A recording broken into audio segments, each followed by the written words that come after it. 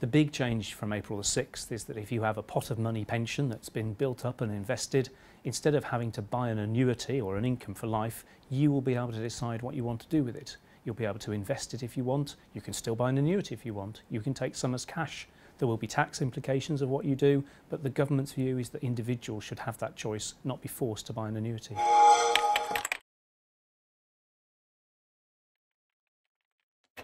There'd been a growing concern that people were building up their savings and then ending up in a product which wasn't necessarily suitable for them. For example, they weren't shopping around and getting the best price, or they weren't getting extra money if they were in poor health and therefore not going to live for so long. So the annuity market wasn't working. But also, if people have other income and have their income needs met through a company pension or a state pension, why should we force them to use their pot of money to buy another income instead of perhaps having some capital or some savings to do with as they wish? So the idea was that when you've saved for a pension and built up a pot of money, it shouldn't only be able to be used in one way. Many people in retirement want, of course, a regular income, but they might also want some savings. They might want to spend some money on themselves or their family. They might want to pay off debts. And we should give people those choices rather than straitjacket them. One of the reasons we can do the new reforms is we're putting in place a new state pension system which will be a floor for people. So the new single pension will be at around £8,000 a year. That's roughly what we think is enough to live on now. Now you'll get that either through the state pension, or if you were contracted out into a company scheme, part of it will come through the company scheme, but the vast majority of people will have about 8,000 or more as a floor. So if they do literally blow the lot, they will have that basic amount. But we think in general people won't blow the lot. We will give them free independent guidance to help them think about the fact they might be retired for 30 years. There are tax implications of blowing the lot and taking it all in one go that we will alert people to. And actually the personality who saves frugally, puts money aside, on the whole we don't think is the mad spendthrift the day after they retire. So some will spend the lot and end up on the basic state pension, but we think most won't.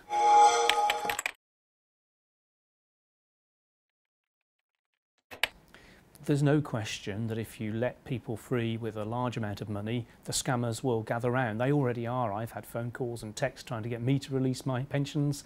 It's clearly an issue.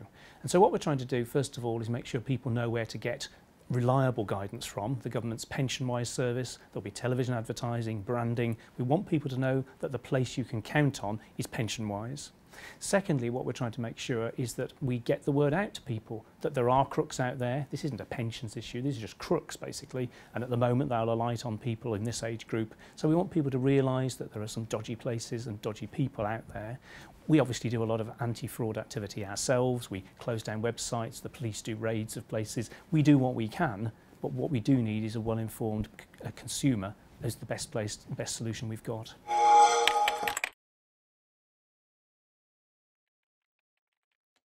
Inevitably, if you take too much time to do something, people complain, they're in a hurry, they want to get on with it, and we've already taken a year since the announcement. There's already hundreds of thousands of people who've delayed making a decision to benefit from the new freedoms. If, for example, we'd taken 2 years, there would be 500,000 people desperate to do something. That would have been chaotic. Of course we've had to move quickly, so we made a big, bold announcement. We then spent 3 months consulting, which was the right thing to do. Obviously there's parliamentary process to go through, but we've been talking to the industry, talking to the providers all the way through this, and the service will be ready to roll on the 6th of April.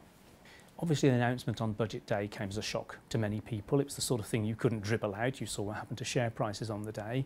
But having established the principle that individuals are the best judge of their own well-being, we then consulted extensively over many months to hear how the industry felt, how consumers felt, and we've gone on doing that. There's barely a week goes by without an insurance company, a provider, a trade body or something in this very room discussing these issues. So we talked to consumer groups, we talked to a range of people, but there is a constant dialogue with the providers.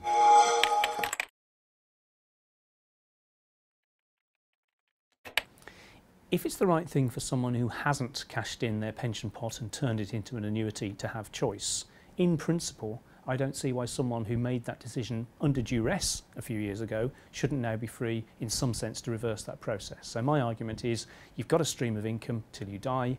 You should be able to sell that stream of income to someone else. So we're not ripping up contracts here, we're just selling the stream of income to someone else, probably to a financial institution. Obviously you need to have safeguards for consumers, but in principle there is a set of people who, if they'd been given the freedoms we now expect a few years ago, would have taken advantage of them, and I want to try and benefit those people as well.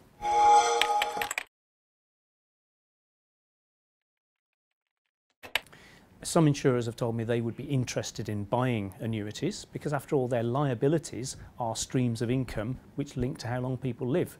Assets, they want to match their liabilities. In this case, you buy an annuity off somebody, you're buying a stream of income that lasts as long as people live. So it's an attractive asset, both for insurance companies and for pension funds. So not everyone will be interested, but as long as there's several potential buyers and we can make a market work so people can get the best price for their annuity, then I think it's worth a go.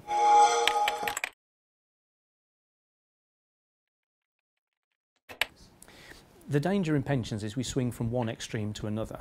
In the past, final salary company schemes where everything was absolutely certain and guaranteed and the company bore all the risk, to individual pension pots where the individual faces all the risk of poor investment performance, high inflation, living too long as it were. There must be a space in the middle, and there is elsewhere in the world, not just in the Netherlands and Scandinavia, but in Canada and other places, where people pool their investments. That way you can get scale, that way you can invest for the longer term and potentially get both less volatile pensions and potentially better outcomes. If it works in other countries, I think it should be an option here. Not right for everybody, but an option in the mix.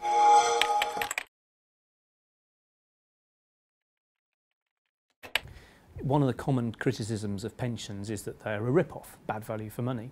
And we recognise that, and that's why we're taking action. So from April, if you're in one of these workplace schemes automatically enrolled by your employer, 0.75 pence in the pound can go in charges. Everything else has to turn into pension. This is a tough cap on charges. We're also banning certain sorts of charges altogether, like commission charges, charges that go up when you leave the company and leave your pot behind, where amazingly we used to allow charges to just go up while your back was turned. So we put in an overall cap, we're banning sorts of charges, some altogether, and then we're going to review it again in a couple of years' time to see whether we go further. This is a new world.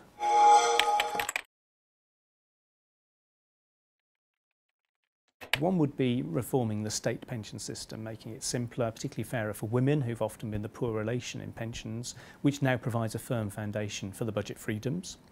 And secondly, the automatic enrolment of millions of people, 5 million already, another 5 million to come, into value for money, well-governed workplace pensions with an employer contribution. That really marks a turning of 50 years of decline of workplace pension provision. It'll take time to build up, but it will be a great legacy if we can achieve it.